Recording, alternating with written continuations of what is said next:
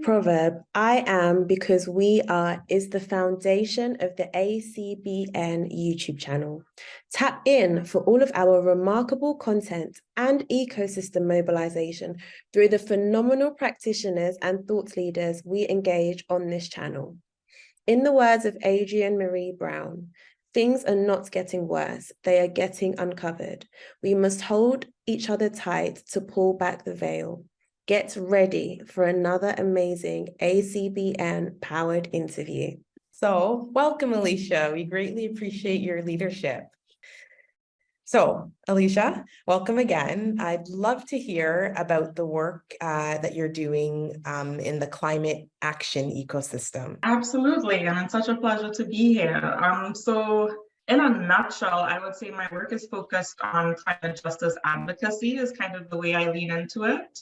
And from my own educational background in economics and ecological economics specifically, I really got attuned into the UN Sustainable Development Goals framework as it recognizes the intersections of these things, right? We can't just be talking about climate change in a silo, we can't just be talking about gender equality and other social issues in silos. They're actually really interconnected and they play off of each other.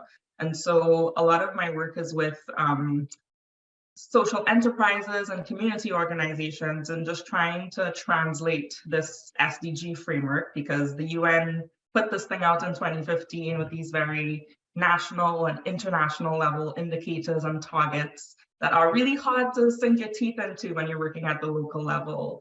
But I really believe that it's at the local level with, the community level and grassroots organizations that we are actually achieving sustainable development or advancing it at least. And so it's really important to be able to tap into what's happening locally, to translate into that, international language or even nationally to understand what's happening. So yeah, in a nutshell, just really advocating for that kind of interconnected acknowledgement of climate work, how much it relies on all of the work that our communities are working on, and just advocating for that voice and finding creative ways to connect into that ecosystem. That's fantastic. So in your view, how would you like to see disruption within the climate action ecosystem? I mean, big, like blue sky vision, like let's stop digging for fossil fuels already. Like, why can't we just let go of that? And obviously we have energy needs to be met and we need to reinvest in, renewable energy and other infrastructure capacities. But yeah, I wish, my biggest wish is that we move into really deep transformative change. I think the experience of the pandemic over the last 3 years should be inspiration and not just exhaustion of, oh my gosh, it's over, let's get back to business as usual. Because the truth is that business as usual wasn't really serving all of us. The vision of climate action and climate justice isn't just about sacrifice or giving up our modern conveniences. It's about actually making the world better because it never really served us in the first place. And so we can merge these issues of serving folks who look like us, serving our communities in a way that secures that sustainable future. Because sustainability really is about like what can be sustained, and the way that we're operating now just simply isn't. The earth is literally shaking us off and saying, listen, we can't do this anymore. Right.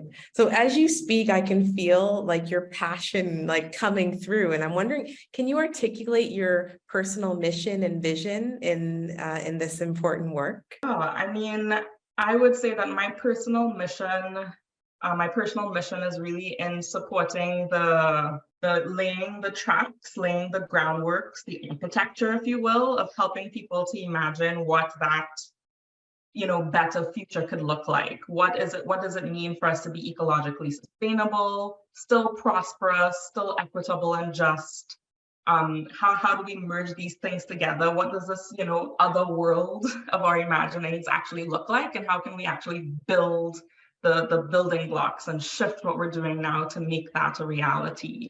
And my vision is that we get there within my lifetime, that we avoid climate collapse. I really hate all of the dystopian media we have around climate change, and hope that we can start to imagine, we don't need to just kind of despair and say, you know what, it's all going to go to shit. Let's just take care of what we can take care of while we can survive. Because the truth is, we're not actually all going to be wiped off the planet. Humanity will still be on Earth. It's just going to be looking really different. And so how can we imagine ways of that looking different in a good way and not just in these very dystopian, tribal warfare kind of images we see in the TV and movies these days. Right.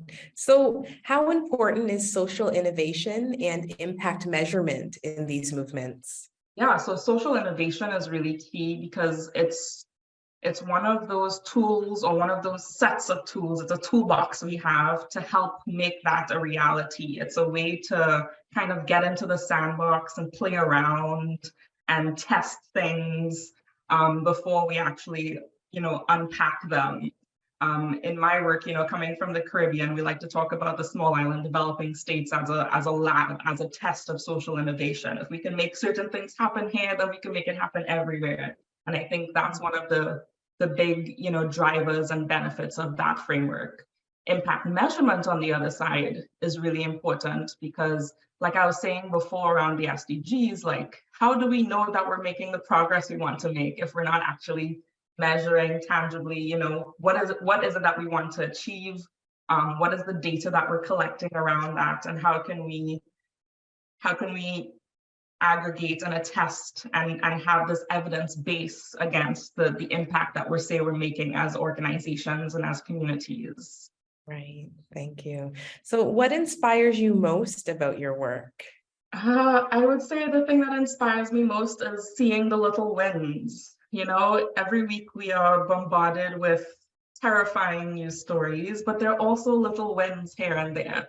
In Toronto the other day was the Hot Docs documentary film festival, and I went with a friend and we saw one of the documentaries about deforestation in the Amazon in Brazil and the challenge that these different indigenous nations were getting into in like protecting their lands against loggers and these capitalist interests.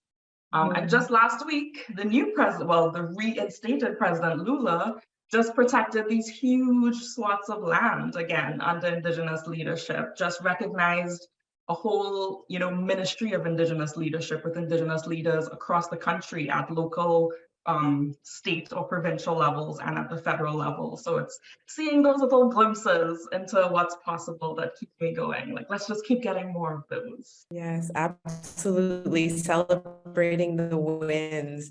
And what challenges and barriers do you face in the work, and how are you working to overcome those?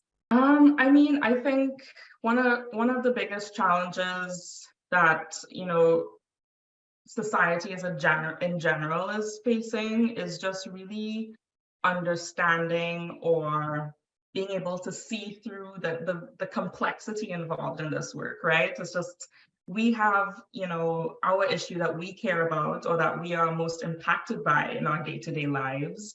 And sometimes it's hard to see past that. And so what I'm really focused on, trying to achieve is helping folks see the connections, Maybe it's air pollution in your neighborhood. Maybe it's, lack of jobs in your area. Maybe it's all of these things, but they're actually deeply interconnected. And how can we identify those interconnections and help people unpack that? Another challenge is the resource constraints, obviously, especially when we're looking at, community organizations that are serving very, deep-seated challenges for their communities already, dealing with resource constraints, whether that's from, the granting ecosystem or different funding models that they're dealing with, or just the human resource capacity of just like, listen, we're trying to keep folks alive, take care of people's needs. We don't have time to dig into all of these things.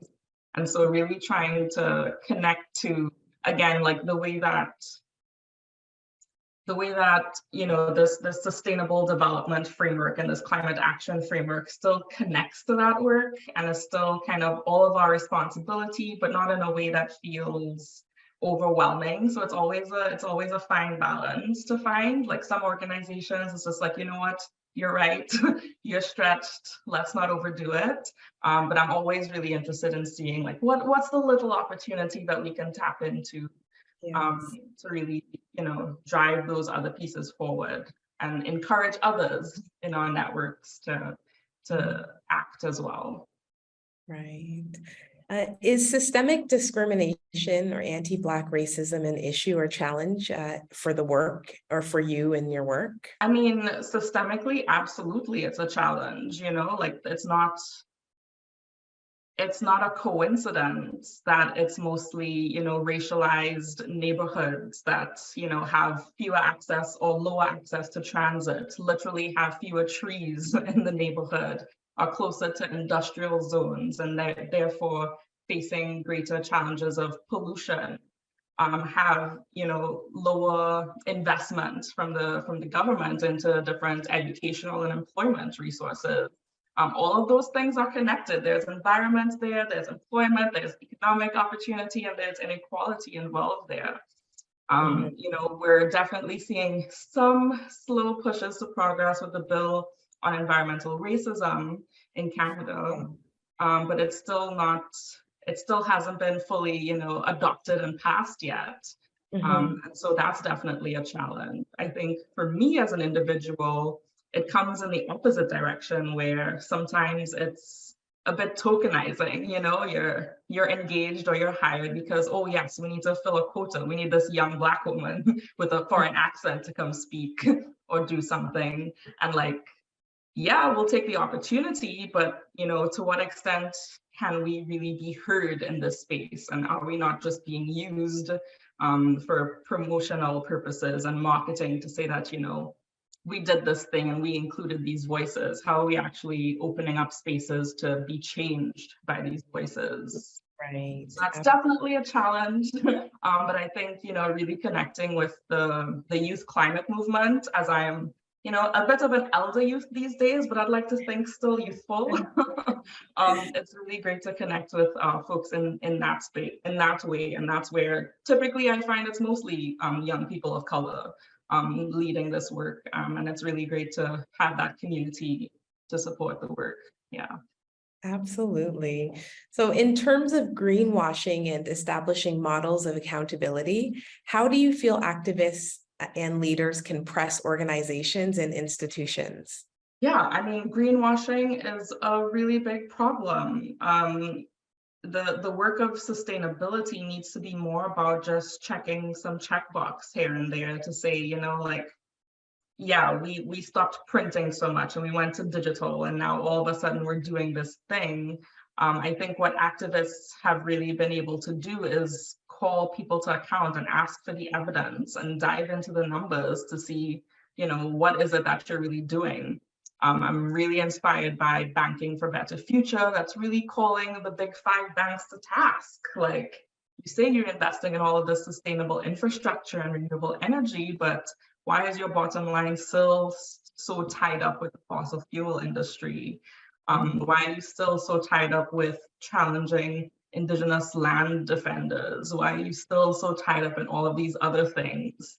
So I think, the work of activism and sustainable leadership in general can really tap into the details that I think the general public, rightfully so, doesn't really have time to do for themselves, and to help folks, see through the, what's the word I'm looking for? See through the haze and the bright lights of the greenwashing campaigns. Right, absolutely. So before we close, do you have any closing thoughts or calls to action? Yeah, I mean, I always say that sustainability is about way more than just emissions reductions. And climate justice is about making sure that not just, the textbook definition will tell you that climate justice is about making sure that all communities are heard when we're looking at sustainable solutions.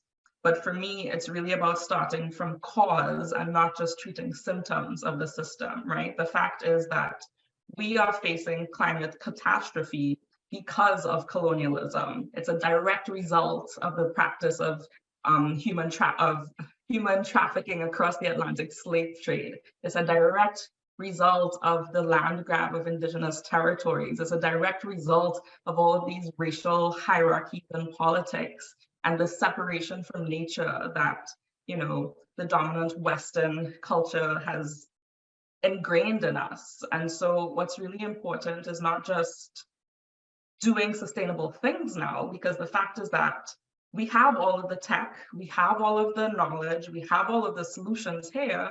And the only reason that we haven't been able to make the transformative shifts necessary is because we're still stuck in these systems that brought us here in the first place. And so reparations is essential for climate action. Reconciliation is essential for climate action.